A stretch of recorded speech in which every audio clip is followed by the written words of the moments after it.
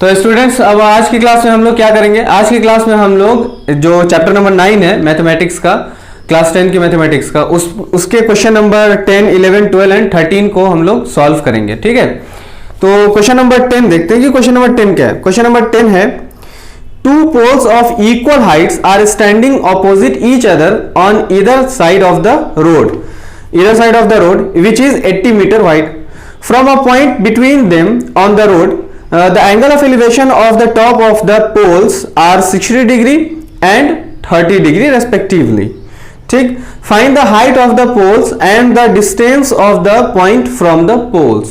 ठीक है, क्या कहता है क्वेश्चन? सबसे पहली बात तो क्वेश्चन ये कहता है कि two poles of equal heights are standing opposite each other. Two poles equal heights, दो पोल्स हैं जो कि इक्वल हाइट्स के हैं, इन दोनों पोल्स की इक्वल हाइट है।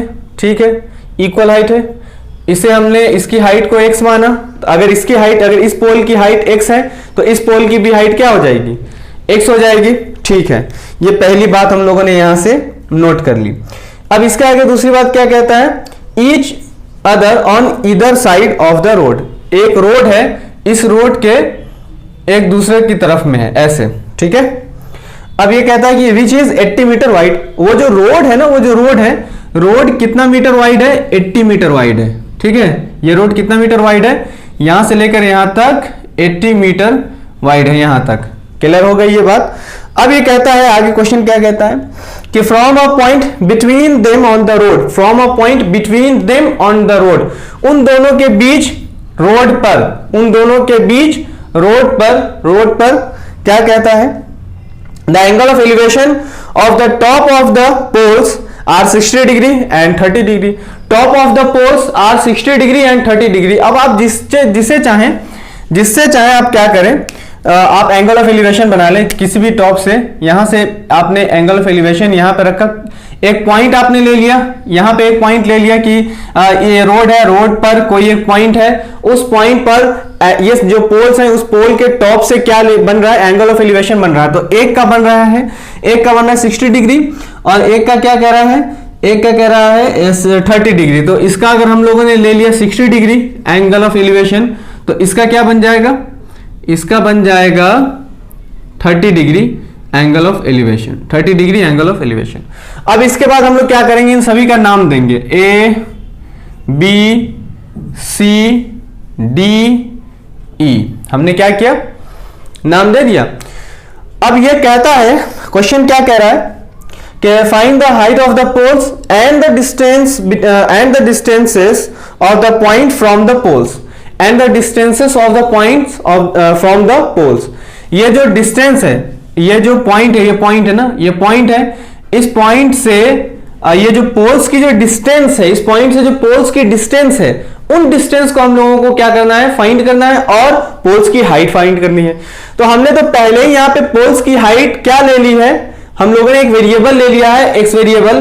तो अब यहां से कह रहा है कि इनकी हाइट के अलावा डिस्टेंसेस निकालने के लिए, तो यहां से यहां तक यानी जो ये बी है, इस डिस्टेंस को हम लोग क्या ले लें? वाई ले लें।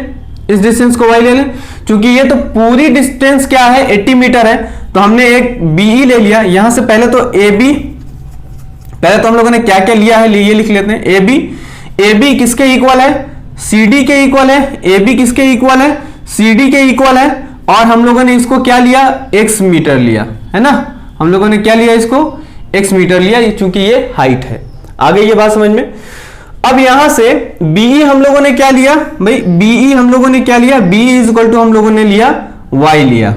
क्लियर हो गई बात? ये वाई मीटर है बीई, सही है। अब इसके बाद फिर बीई के अलावा क्या कहता है? ईसी भी कहता है निकालने के लिए, है ना। बीई भी निकालना है और ईसी भी निकालना है, क्योंकि ये इस पोल की डिस्टेंस है इस पॉइंट से, और ये जो डिस्टेंस है ईसी, ये ईसी इस पोल की डिस्टेंस है इस पॉइंट से। आगे नहीं ये बात समझ, तो हमें ईसी निकालना है। तो ईसी के लिए क्या हो जाएगा? यहाँ पे ईसी के लिए क्या हो जाएगा? ईसी कितना हो जाएगा? ईसी जो डिस्टेंस हो जाएगी वो क्या हो जाएगी भाई? देखें, सबसे पहली बात तो ये यहां से लेकर यहां तक 80 मीटर है, और हमने ये जो y है ना, y बीई जो है आपका, ये बीई y लिया है। तो जाहिर सी बात है कि ये जो EC निकालेंगे हम लोग, ये EC कैसे निकालेंगे? ये टोटल डिस्टेंस में से आप अगर बीई को क्या करेंगे, यानी बीसी में से किसको आप निकाल देंगे, बीसी में से अगर आप बीई को माइनस कर देंगे ना बेटा, बीसी में से बीई को क्या करेंगे आप माइनस कर देंगे, यानी कि बड़े में से, इस टोटल में से इतना अगर आप क्या करेंगे काट के हटा देंगे, किसी को दे देंगे, तो ये बचेगा आपके पास कि नहीं बचेगा, इधर वाला जो है, इधर वाली जो लेंथ है, आई ना बात समझ में। तो ये वही बात हो रही है कि अगर टोटल में से हम इस पार्ट को क्या करेंगे माइनस कर देंगे, तो ये पार्ट हमारा क्या हो जाएगा, निकल आ जाएगा। यानी कि बीसी में से अगर हम बीई को क्या करेंगे माइनस कर देंगे तो हमारा ईसी निकल आएगा। समझ में आ गई बात की नहीं आ गई। बीसी कितना है हमारे पास 80 और बी क्या लिया है हम लोगों ने y, तो ये 80 माइनस वाई मीटर आ गया, क्या ईसी आ गया। सही है ना। अब ये सारी बातें हम लोगों ने इस डायग्राम से क्या कर ली है, फाइंड कर ली है। ठीक है, अब हमें क्या मालूम है, चूंकि हमें यह बात मालूम है कि यहां पे दो ट्राइंगल्स बन रहे हैं, वो कौन कौन से, वो भी कैसे ट्राइंगल बन रहे हैं, राइट एंगल ट्राइंगल बन रहे हैं। एक ट्राइंगल हमारा बन रहा है ट्राइंगल ए बी ई, ये एक ट्राइंगल है right angle triangle A B E, और एक हमारा एंड दूसरा राइट एंगल ट्राइंगल क्या है, राइट एंगल ट्राइंगल हमारा बन रहा है, हमारा क्या बन रहा है डी सी ई, या आप इसको ई सी डी लिख सकते हैं, E C D, and second right angle triangle is E C D. ठीक है, दो राइट एंगल ट्राइंगल हम लोगों को मिल गए इस डायग्राम में। ठीक है, अब यहां से इसके बाद हम लोग सबसे पहले काम किसमें करेंगे, हम लोग राइट एंगल ट्राइंगल लेंगे ए बी ई में, राइट एंगल ट्राइंगल लेंगे ए बी ई, और ए बी ई में जो जो बातें हम लोगों को मिलेंगी उन सारी बातों को हम लोग क्या करेंगे पहले नोट करते चले जाएंगे। तो इन ट्राइंगल क्या लिखा हम लोगों ने, in triangle A B E, in triangle A B E. हम लोग अब किस ट्राइंगल में काम करने जा रहे हैं, ए बी ई ट्राइंगल में काम करने जा रहे हैं। ठीक है, ए बी में ए बी हमें मालूम है, ए बी हमें मालूम है, ये ए बी निकालना है, लेकिन ए बी क्या लिया हम लोगों ने, एक्स लिया है। ठीक है, और एक्स ही क्या है हमारा परपेंडिकुलर है ना, यही क्या है हमारा इसका परपेंडिकुलर है। ठीक है, सही है। और इसके बाद बीई, बीई हमारा बेस है, बीई हमारा बेस है, जिसको हम लोगों ने क्या माना है, वाई माना है। ठीक है, इसके बाद एंगल इसका कितना है, यानी कि थीटा इसका कितना है 60 डिग्री इसका थीटा है। सही है ना। तो अगर आप यहां पे देखेंगे तो ये लेंथ और ये लेंथ, ये आपका परपेंडिकुलर और ये बेस, परपेंडिकुलर और बेस का रेशियो क्या बनता है बेटा, परपेंडिकुलर और बेस का जो रेशियो बनता है वो बनता है tan थीटा। परपेंडिकुलर और बेस का रेशियो क्या बनता है, tan थीटा बनता है। ठीक है ना। तो अब यहां से परपेंडिकुलर क्या है हमारा x है, और बेस क्या है हमारा y है, और tan थीटा, थीटा कितना है यहाँ पे 60 डिग्री है, 60 डिग्री है। ठीक है, अब यहां से tan थीटा, चूंकि ये दोनों के दोनों वेरिएबल हैं तो इन दोनों की वैल्यू तो यहां पे दी हुई है नहीं, यहां पे tan 30 60 की वैल्यू दी हुई, तो 60 कितनी होती है यहाँ पे, tan 60 degree is equal to √3। तो यहां से अगर x इज इक्वल टू आप लिखेंगे तो x इज इक्वल टू क्या लिखेंगे √3y मीटर। ये इक्वेशन 1 आप ले लीजिए। ठीक है ना, यहां पे एक इक्वेशन ये ले लीजिए। क्यों, क्योंकि यहां से दो वेरिएबल है और दोनों वेरिएबल यहां पे हमें मिल रहे हैं, तो दो इक्वेशन यहां पे बनेगी। आ गई नहीं बात समझ में। ठीक है, अब यहां से हम लोग किसका काम करेंगे भाई, ये इक्वेशन 1 आ गई, ये इक्वेशन क्या आ गई आपकी 1 आ गई, और हम लोग अब काम करेंगे तो किस में काम करेंगे, हम लोग अब काम करेंगे इन ट्रायंगल ECD। अब हम लोग काम करेंगे ट्रायंगल ECD में, क्लियर है। तो ECD में जब हम लोग काम करेंगे तो यहां से आप देखें कि ECD के लिए जो जो बातें हम लोगों को मिलेंगे वो बातें लिख लेंगे। ECD, इसके लिए हमें कौन कौन सी बातें मिल रही है, सबसे पहली बात तो यहाँ पे ये CD जिसे परपेंडिकुलर हम लोग कहेंगे, CD इज इक्वल टू क्या लिया हम लोगों ने x मीटर। ठीक है, उसके बाद EC है, EC जो कि हमारा क्या है बेस है, तो base is equal to EC क्या लिया है हम लोगों ने 80 minus y metre, 80 minus y metre. सही है ना, 80 माइनस y मीटर। ठीक है, इसके बाद हम लोगों को थीटा कितना मिला, एंगल क्या है हमारा 30 डिग्री है। ठीक, अब यहाँ पे ये परपेंडिकुलर और ये बेस है, तो परपेंडिकुलर और बेस के रिलेशन से क्या बनता है, यहाँ पे क्या मिलता है हम लोगों को, ये जो रेशियो बनता है परपेंडिकुलर और बेस का क्या होता है, किसके इक्वल होता है, tan थीटा के इक्वल होता है। ठीक है, अब यहां से परपेंडिकुलर हमारा कितना है x है, और बेस हमारा कितना है 80 माइनस y है, is equal to tan theta. Theta क्या है हमारा, tan थीटा क्या है हमारा 30 डिग्री है, तो x upon 80 minus y is equal to क्या हो जाएगा, tan 30 डिग्री की वैल्यू क्या होती है, 1/√3 होती है। ठीक है, क्रॉस मल्टीप्लाई अगर कराएंगे हम लोग तो क्या लिखेंगे हम लोग यहाँ पे, x is equal to 80 minus y को 1 से मल्टीप्लाई कराएंगे तो वही आएगा, 1 से मल्टीप्लाई करेंगे तो क्या आएगा, यही आएगा, 80 माइनस वाई आएगा /√3 आ गया। ठीक है, तो यहां से इसे इक्वेशन नंबर क्या मान लीजिए, 2 मान लीजिए। तो ये इक्वेशन नंबर क्या आ गई, 2 आ गई। ठीक है, ये इक्वेशन नंबर क्या आ गई, 2 आ गई। अब यहां इक्वेशन 1 है ये, और ये इक्वेशन 2 है। तो इक्वेशन 1 में x की वैल्यू आई है, और यहां भी इक्वेशन 1 में x की वैल्यू है यहाँ पे √3 y is equal to m, और यहां भी x is equal to 80 minus y upon √3 है।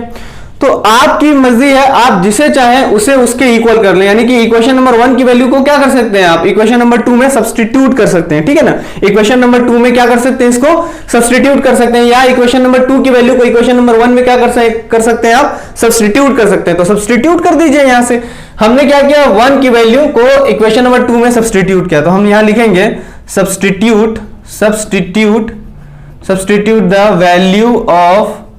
The value of equation 1 in equation 2।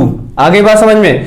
तो इक्वेशन 1 में क्या है, इक्वेशन 2 पहले लिख लेते हैं यहां से, x इज इक्वल टू क्या है, 80 माइनस वाई इज अपॉन √3 है, ये है। ठीक, अब यहां से अगर आप इसको सॉल्व करेंगे तो ये जो x है ना, x की जगह पे क्या लिखोगे आप, x की जगह पे आप लिखोगे is implies that √3 y is equal to 80 minus y upon √3। अब ये √3 इस √3 इंटू वाई से क्या हो जाएंगे, मल्टीप्लाई, तो इसको मल्टीप्लाई करा देते हैं। Is implies that √3 into √3 y is equal to 80 minus y. ये बात क्लियर हो गई। अब यहां से जब इनको क्या करेंगे, सॉल्व करेंगे, तो यहां कितना आ जाएगा, ये आ जाएगा √3 इंटू √3 क्या हो जाता है, √3 इंटू √3 इज √9 हो जाता है। तो √9 की वैल्यू क्या होती है, √9 की वैल्यू होती है 3। तो यहां पे हम लोग क्या लिखेंगे, यहां हम लोग लिखेंगे is implies that 3y is equal to 80 minus y. 3y is equal to क्या लिखेंगे हम लोग, 80 माइनस वाई लिखेंगे। इसकी आप लोग पहले स्क्रीनशॉट ले लीजिए, क्योंकि जगह कम पड़ रही है। इधर से इसको मिटा दे रहे हैं या उधर से मिटा दे रहे हैं, फिर उसके बाद आगे इसको सॉल्व करते हैं। इसको आगे हम लोग सॉल्व करते हैं। ठीक है, इसके आगे यहां से हम लोग सॉल्व करते हैं। क्या कहता है इसके आगे, फिर अब यहां पे आ गया हम लोग की क्या वैल्यू, क्या आ गई हम लोगों की, 3y is equal to 80 minus y. 3y is equal to 80 minus y. तो माइनस वाई को उधर से उठाकर किधर ले आएंगे, इनकी दादी के घर ले आएंगे। तो माइनस वाई को जैसे ही उठाकर इधर से इधर लेकर आएंगे हम लोग, 3y माइनस वाई है तो इधर आ जाएगा, तो किसमें हो जाएगा, प्लस वाई हो जाएगा, इज इक्वल टू 80। तो 3y और 1y कितना हो जाएगा, 4y इज इक्वल टू 80। अब यहां से y इज इक्वल टू क्या हो जाएगा, 80 अपॉन 4, 4 1 जा 4, 4 2 जा 8, तो y इज इक्वल टू क्या आ गया, 20 मीटर। तो y की वैल्यू क्या आ गई, 20 मीटर। यानी कि ये जो b डिस्टेंस है हमारी, b डिस्टेंस क्या आ गई, b डिस्टेंस हमारी आ गई 20 मीटर। b डिस्टेंस हमारी क्या आ गई, 20 मीटर। अब चूंकि y की वैल्यू आ गई तो अब हमें x की वैल्यू निकालनी है। तो यहां से अगर ये y x is equal to y है, इन इक्वेशन 1 में देखें आप, इन इक्वेशन 1 कि x इज इक्वल टू क्या है, √3y है। y की वैल्यू क्या आ गई है, 20 आ गई है।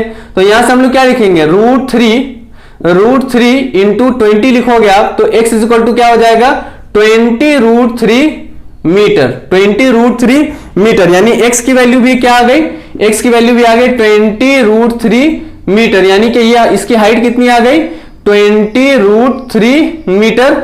इसकी भी हाइट क्या आ गई, 20√3 मीटर। यहां से यहां तक की डिस्टेंस क्या आ गई, यहां से यहां तक की डिस्टेंस आ गई 20 मीटर। ये बात क्लियर हो गई। अब हमें ये EC निकालना है, चूंकि EC निकालना है तो EC इज इक्वल टू क्या लिखा हुआ है, यहां से अगर आप देखेंगे तो यहां से आप देखेंगे तो लिखा हुआ है EC is equal to, EC यहां पे लिखा हुआ है EC इज इक्वल टू, इसको यहीं पे सॉल्व कर दे रहा हूं मैं।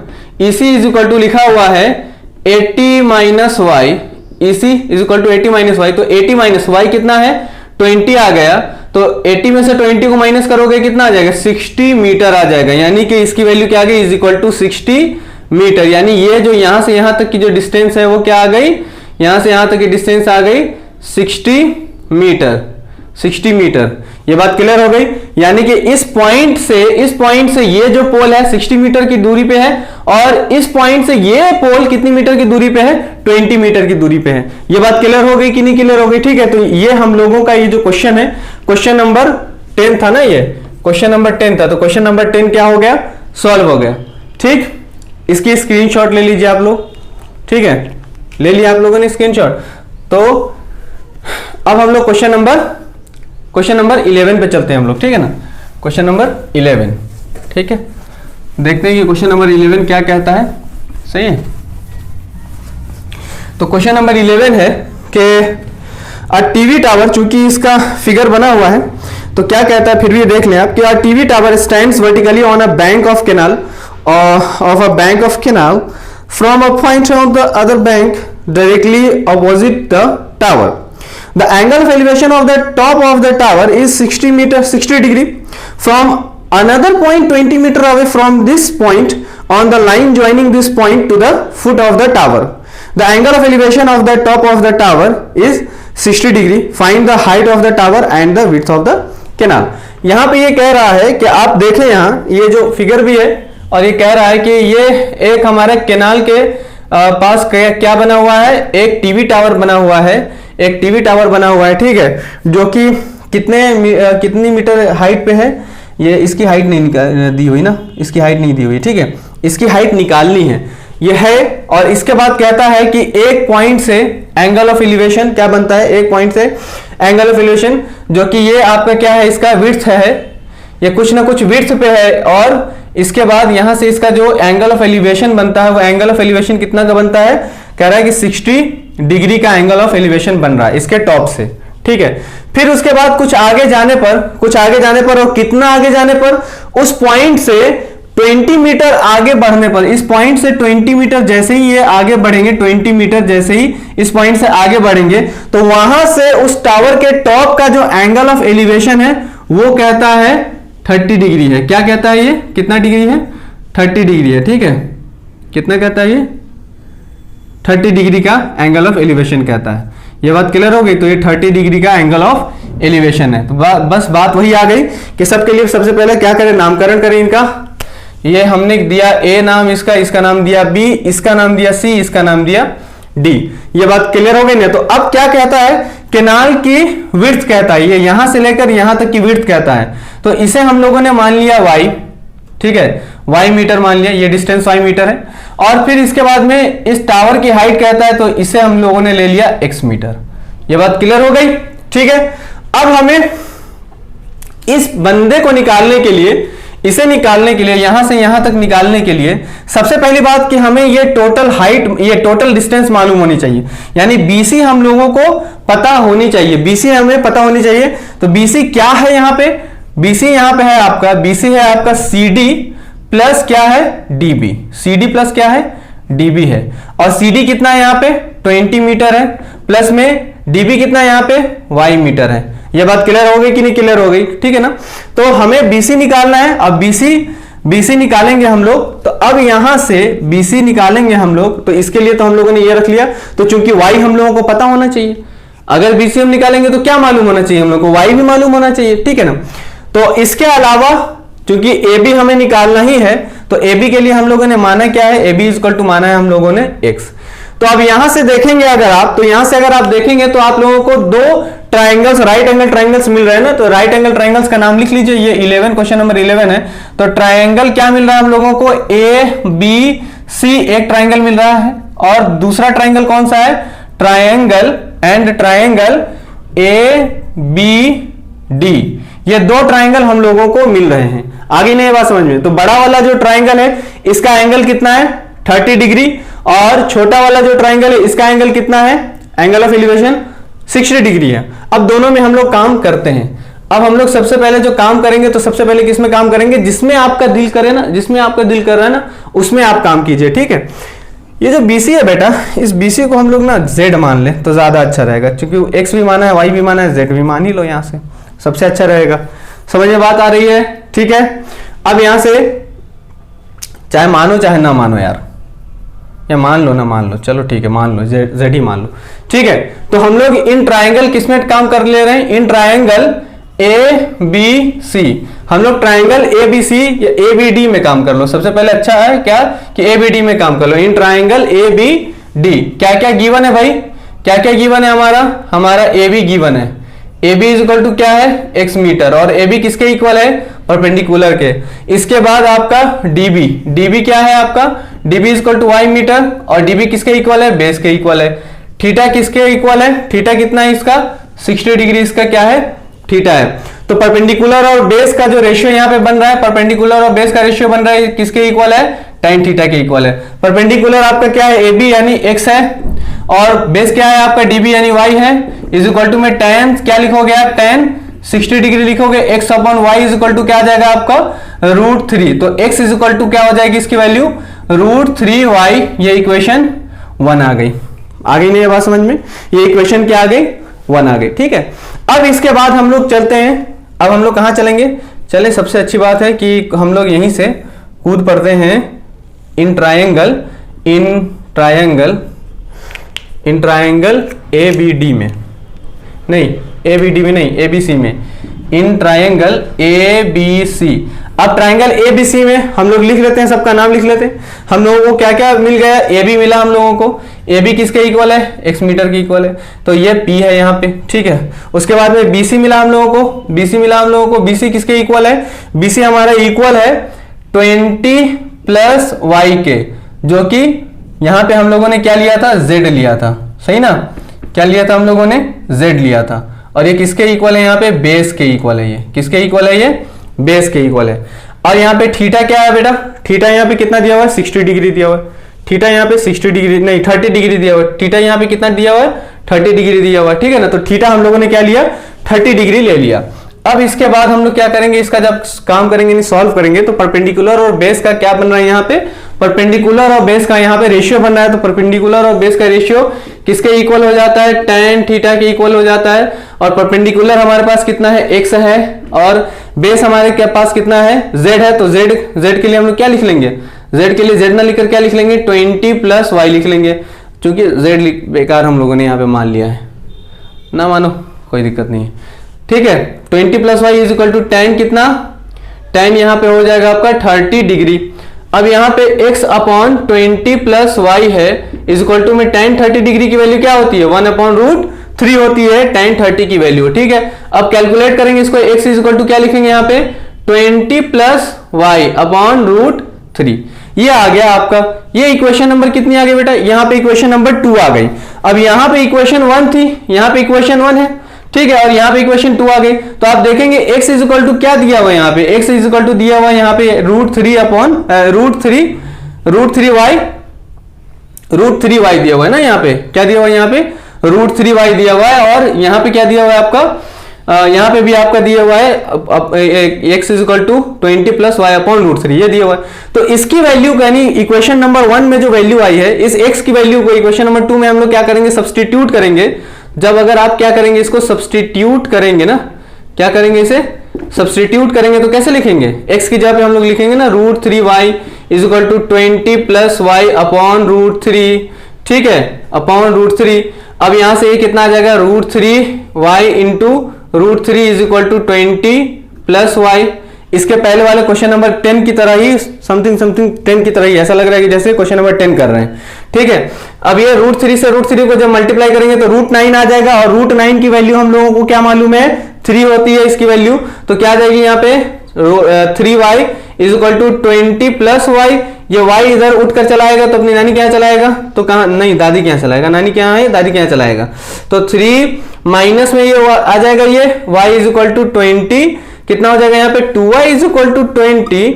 तो y इज इक्वल टू कितना लिखेंगे हम लोग 20 अपॉन 2, 2 1 2 2 10 20 हो जाएगा। यानी y की वैल्यू क्या आ गई यहाँ पे 10 मीटर आ गई, y की वैल्यू यहाँ पे क्या आ गई 10 मीटर आ गई। यहां से यहां तक की डिस्टेंस क्या आ गई, यहां से यहां तक की डिस्टेंस आ गई 10 मीटर, ठीक है ना।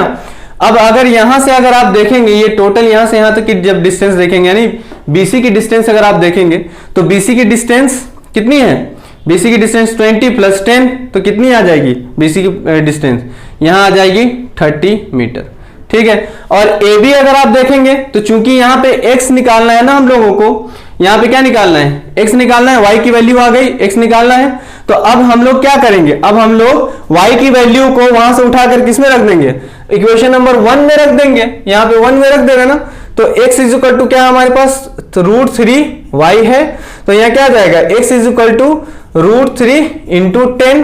तो इसे आप कैसे लिखेंगे, into 10, x is equal to 10√3 metre. यानी इसकी हाइट कितनी आ गई, इसकी हाइट आ गई 10√3 मीटर। और इसकी जो डिस्टेंस आई थी यहां से यहां तक की जो डिस्टेंस थी, यानी इसकी जो विड्थ थी वो कितनी थी, 10 मीटर थी।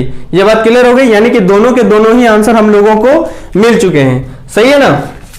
अब यहां से आप पहले इसका क्या करें, आप इसकी पहले स्क्रीनशॉट ले लीजिए ना, स्क्रीनशॉट ले लीजिए, फिर इसके बाद क्वेश्चन नंबर हम लोग 12 पे चलते हैं। ले लिया आप लोगों ने स्क्रीनशॉट, ठीक है। क्वेश्चन नंबर 12 पे हम लोग चलते हैं, सही है। क्वेश्चन नंबर 12 भी बहुत मजेदार क्वेश्चन है, बहुत ही इंटरेस्टिंग क्वेश्चन है, सही है। ये आप लोगों को मजा भी आएगा, ठीक है। और ये चैप्टर भी बहुत मजेदार चैप्टर है। क्वेश्चन नंबर 12 क्या है, क्वेश्चन नंबर 12 है कि from the top of a 7 meter high building, the angle of elevation of the top of a cable tower is 60 degree and the angle of depression of its foot is 45 degree. Determine the height of the tower. ठीक है, इस question को आप समझे पहले। अगर हमने यहां से ये नहीं पढ़ा, from the top of a 7 metre high building, अगर हमने इसको नहीं पढ़ा, इसको छोड़ दिया, तो आगे क्वेश्चन क्या कहता है, the angle of elevation of the top of a cable tower is 60 degree. The क्या, केबल टावर का जो टॉप है, केबल टावर का क्या है, टॉप है। तो हमने एक सबसे पहले क्या बनाना है, केबल टावर बनाना है। क्वेश्चन नंबर 12 में क्या कह रहा है, सबसे पहले कि top of a cable tower, तो हम लोगों ने टावर बना दिया, ये टावर है हमारा, सही है, ये टावर है हमारा, ठीक है, ये टावर है हमारा, जिसको हम लोगों ने x मान लिया, ठीक, इसकी हाइट। इसके बाद क्या कहता है, टावर इज 60 डिग्री। और कहां से अब कह रहा है, ये बात समझे आप, यहां से 60 डिग्री है एंगल ऑफ एलिवेशन। अब ये जो 7 मीटर क्या कहता है, 7 मीटर जो हाई बिल्डिंग है ना, 7 मीटर क्या है, हाई बिल्डिंग है। तो 7 मीटर हाई बिल्डिंग जो है, इसके सामने 7 मीटर हाई बिल्डिंग होगी, तभी तो ये कह रहा है कि 7 मीटर की जो बिल्डिंग है, ये जो 7 मीटर की जो बिल्डिंग है, इस बिल्डिंग के टॉप पे, इस बिल्डिंग के टॉप से, 7 मीटर हाई बिल्डिंग के टॉप से इस टावर के टॉप का जो एंगल ऑफ एलिवेशन है, वो कितना कह रहा है, वो कह रहा है 60 डिग्री। ये कह रहा है 60 डिग्री। आगे नहीं ये बात समझ में, ये क्वेश्चन है बेसिकली, ठीक है। तो अगर हम इसका नाम देना चाहें तो क्या नाम दे देंगे, ए, इसका नाम क्या दे देंगे, बी, और इसका नाम क्या दे देंगे, सी नाम दे देंगे, ठीक। अब आगे क्वेश्चन क्या कहता है, आगे क्वेश्चन कहता है and the angle of depression of its foot is 45 degree. Angle of depression it's foot, तो ये जो फुट है ना, किसका फुट, ये टावर का जो फुट है, टावर का फुट जो है, ये फुट है टावर का, इसका जो एंगल ऑफ डिप्रेशन है, यानी कि मान लो कि यहां पे कोई खड़ा होगा, यहां पे कोई खड़ा होगा, या यहां पे कोई होगा, ठीक है, एक पॉइंट ही है यहां पे। तो इस पॉइंट से अगर हम इस पॉइंट को क्या करेंगे, ऐसे मिला देंगे, तो ये बनेगा हमारा कौन, ये बनेगा हमारा एंगल ऑफ डिप्रेशन। ये हमारा कौन बनेगा, एंगल ऑफ डिप्रेशन। और ये क्या कहता है, ये 45 डिग्री कहता है कि ये एंगल ऑफ डिप्रेशन 45 डिग्री है, ठीक है। ये बात क्लियर हो गई ना, आपको क्वेश्चन समझ में आ गया कि क्वेश्चन क्या कह रहा है। ये हमारा क्या है, ये हमारी बिल्डिंग है 7 मीटर हाइट, यहां से इसका नाम ए बी सी रखा, यहां से डी, और इसका नाम क्या कर दें, ई कर दें। क्लियर हो गई बात, ई कर दें। तो अब ये कहता है कि यहां से लेकर यहां तक, ये हमारा कौन है, यहां से लेकर यहां तक किसकी हाइट है, x मीटर इसकी हाइट है, किसकी, बिल्डिंग की ये हाइट है। ये x मीटर यहां से लेकर यहां तक क्या है, बिल्डिंग की हाइट है, यानी कि AD क्या है, AD बिल्डिंग की हाइट है, AD क्या है, बिल्डिंग की हाइट है, AD क्या है, बिल्डिंग की हाइट है। अगर हम लोगों ने AD निकालना है, हम लोगों को क्या निकालना है, AD निकालना है, तो हमारे पास क्या क्या होना चाहिए, इसके लिए हमारे पास AB होना चाहिए, और प्लस में हमारे पास क्या होना चाहिए, डीबी या बीडी होना चाहिए ना, बीडी लिखो इसको या डीबी लिखो, ठीक है। एबी और प्लस में क्या होना चाहिए, बीडी होना चाहिए। तो बीडी तो हमें मालूम है कि बीडी कितना है, बीडी हमारे पास 7 मीटर है। बीडी हमारे पास कितना है बेटा, बीडी हमारे पास 7 मीटर है, यहां पे दिया हुआ। कैसे दिया हुआ 7 मीटर, अगर आप इसको गौर से देखेंगे, इसे अगर आप सही से देखेंगे, इसे अगर आप सही से देखेंगे तो ये एक रेक्टेंगल बन रहा है। क्या बन रहा है, यहाँ पे रेक्टेंगल बन रहा है। और रेक्टेंगल की ऑपोजिट साइड्स क्या होती हैं, ऑपोजिट साइड्स इक्वल होती है ना, रेक्टेंगल की ऑपोजिट साइड्स इक्वल होती है। तो यहां पे अगर ये जो आपका ईसी है, ईसी, ये ईसी किसके इक्वल है, डीबी के इक्वल है ना, डीबी के इक्वल है। या बीडी लिख लो आप, इसको डीबी लिख लो या बीडी लिख लो, या बीडी लिख लो, डीबी लिख लो सबसे अच्छा, डीबी, ठीक है।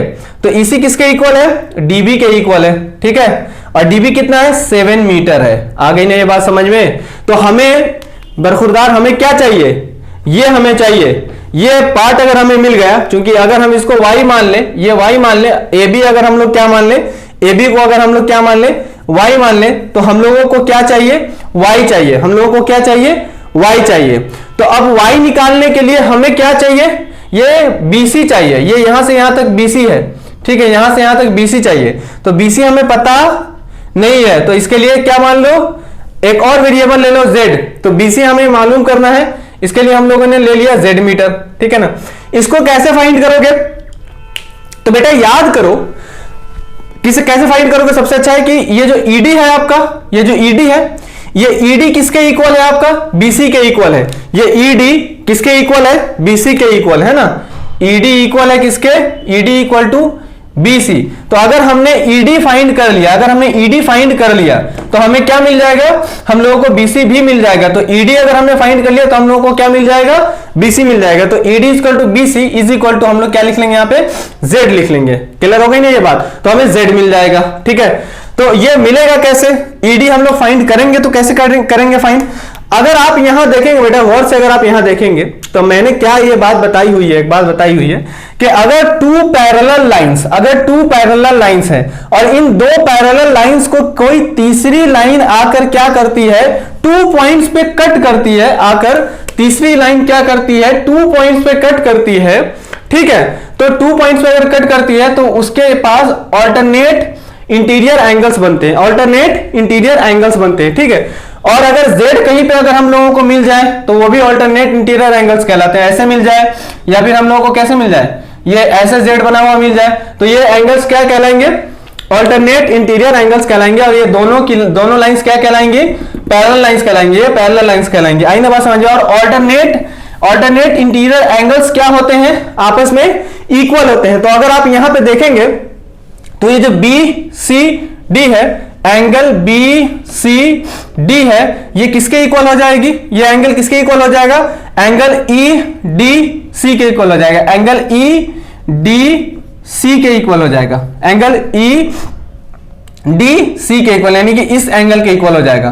तो ये 45 डिग्री हो जाएगा, इक्वल टू 45 डिग्री। कैसे, by alternate interior angles, by alternate interior angles. आ गई ये बात समझ में, ये इस प्रॉपर्टी से ये दोनों के दोनों इक्वल हो जाएंगे। अब हमें ये एंगल 45 डिग्री मिल गया तो ED यहां से हम लोग बहुत अच्छे से निकाल लेंगे। तो हम लोगों को यहां पे दो ट्राइंगल मिल गया। कौन कौन से ट्राइंगल मिल गया, एक ट्राइंगल हो गया तुम्हारा, एक ट्राइंगल आपका क्या हो गया, ट्राइंगल ABC हो गया, राइट एंगल ट्राइंगल ABC हो गया, एक राइट एंगल ट्राइंगल ABC हो गया। और दूसरा राइट एंगल ट्राइंगल क्या हो गया, दूसरा राइट एंगल ट्राइंगल हो गया CED and triangle CED।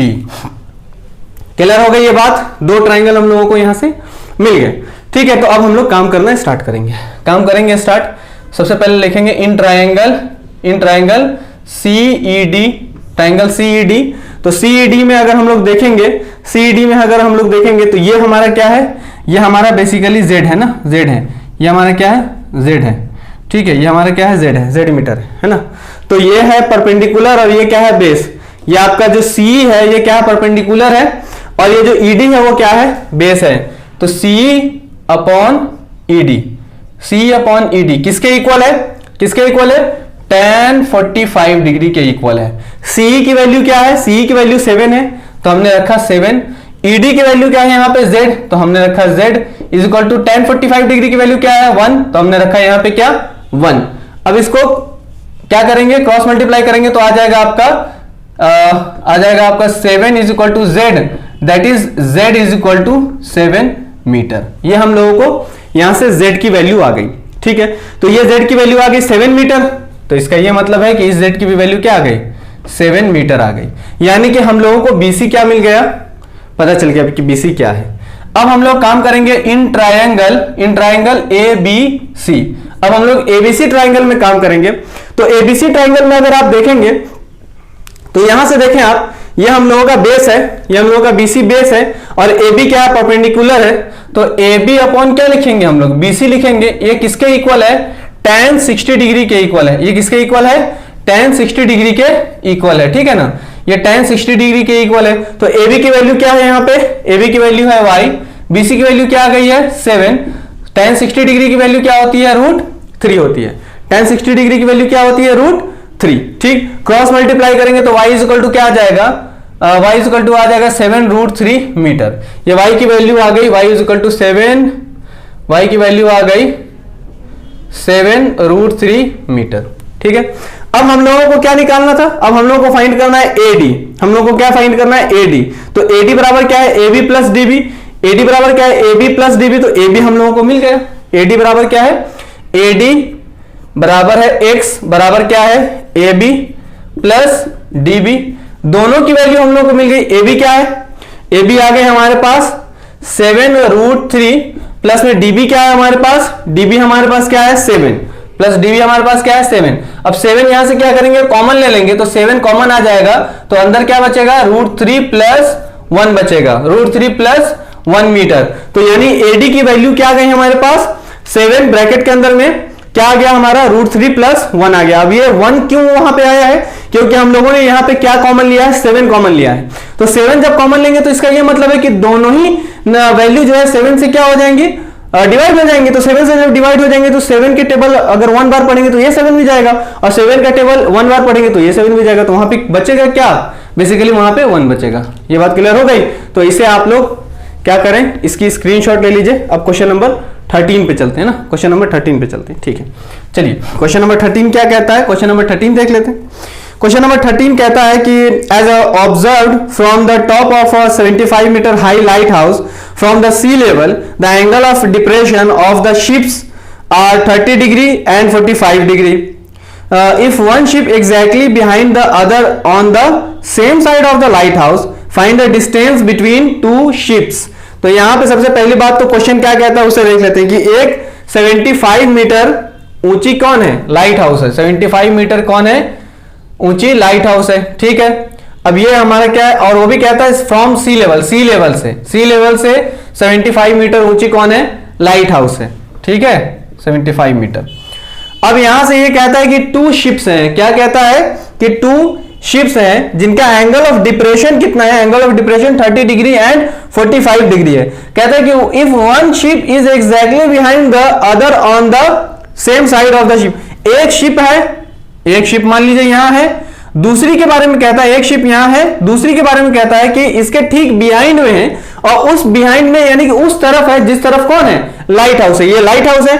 Behind का मतलब क्या? इसके पीछे। बिहाइंड का मतलब क्या? इसके पीछे। तो इसके पीछे यानी कि यहां कहीं पे मान लो कि दूसरी शिप है। आगे नहीं बात समझे? दूसरी शिप यहां पे मान लो, ठीक है। अब यहां से कहता है कि एंगल ऑफ डिप्रेशन, क्योंकि एंगल ऑफ डिप्रेशन के लिए भी हम लोग एंगल ऑफ एलिवेशन की ही तरह क्या बनाएंगे? इसके लिए लेंथ बनाएंगे, लेंथ लेंगे। आई ना बात समझ में? क्या लेंगे हम लोग? लेंथ लेंगे, ठीक है ना। तो ये हम लोगों ने इसके लिए बना दिया। Angle of depression means, angle of depression means क्या है? यहां से यहां, क्या यहां से यहां, ये है हमारा एंगल ऑफ डिप्रेशन। तो एक कह रहा है कि 30 डिग्री है एंगल ऑफ डिप्रेशन, तो दूसरा क्या कहता है? एंगल ऑफ डिप्रेशन 45 डिग्री है, ठीक है, दूसरे का 45 डिग्री है। तो हम लोग ये बात मालूम है हम लोगों को कि हम लोग क्या जानते हैं कि यहाँ पे एंगल ऑफ डिप्रेशन और एंगल ऑफ एलिवेशन क्या होते हैं? दोनों इक्वल होते हैं एक दूसरे के। और कैसे होते हैं ये प्रूफ करके मैंने बताया आप लोगों को। तो ये एंगल ऑफ डिप्रेशन है, ये डिप्रेशन है 30 डिग्री, तो एंगल ऑफ डिप्रेशन इसका एंगल ऑफ एलिवेशन हो जाएगा ये 30 डिग्री। और इस शिप का एंगल ऑफ डिप्रेशन क्या हो जाएगा, या एलिवेशन क्या हो जाएगा, 45 डिग्री हो जाएगा। ठीक है, तो अब यहां से ये क्वेश्चन क्या कहता है भाई, क्वेश्चन ये कहता है कि उन दोनों शिप के बीच का डिस्टेंस निकालने के लिए, यानी कि ये यहां से यहां तक की डिस्टेंस निकालने को कहता है, तो इसे हम लोग मान लेते हैं x। ठीक है, इसे हम लोग मान लेते हैं x। तो ये यहां से यहां तक, अब सबको पहले नाम दे दीजिए, a इसका नाम दे दिया, b दे दिया, इसका नाम c दे दिया, और यहां पे दे दिया d।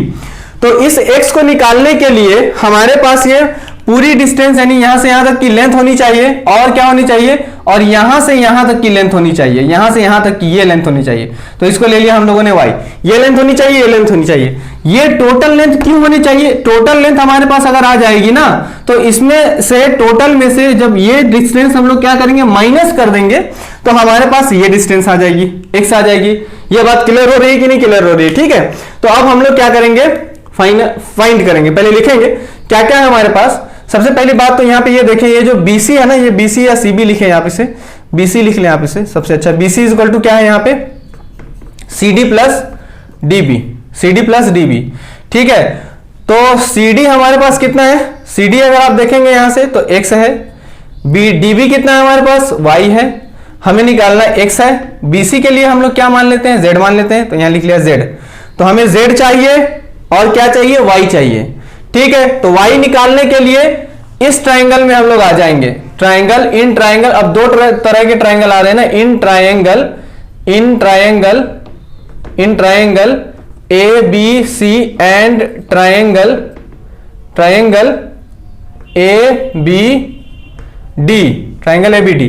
तो ABD में चले, इन ट्राइंगल ABD में चलते हैं हम लोग। ABD में अगर देखेंगे हम लोग, ABD में अगर हम लोग देखेंगे तो क्या क्या मिल रहा है हम लोगों को ABD में हम लोगों को y मिल रहा है, ये बेस है, यह मेरा क्या है, परपेंडिकुलर 75 डिग्री क्या है, परपेंडिकुलर, और y क्या है, बेस है। तो 75 अपॉन क्या आ जाएगा, 75 अपॉन बेस आ जाएगा, यानी y आ जाएगा। और ये किसके इक्वल है, ये इक्वल है tan 45 डिग्री के इक्वल है, क्योंकि थीटा हमारे पास कितना है, थीटा हमारे पास सबसे अच्छा है कि इसको लिख ही लो, बहुत अच्छा रहेगा, क्योंकि आप लोगों को पता नहीं समझ में आया।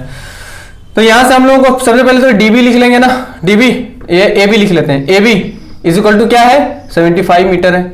DB इज इक्वल टू क्या है, DB इज इक्वल टू है हमारे पास y।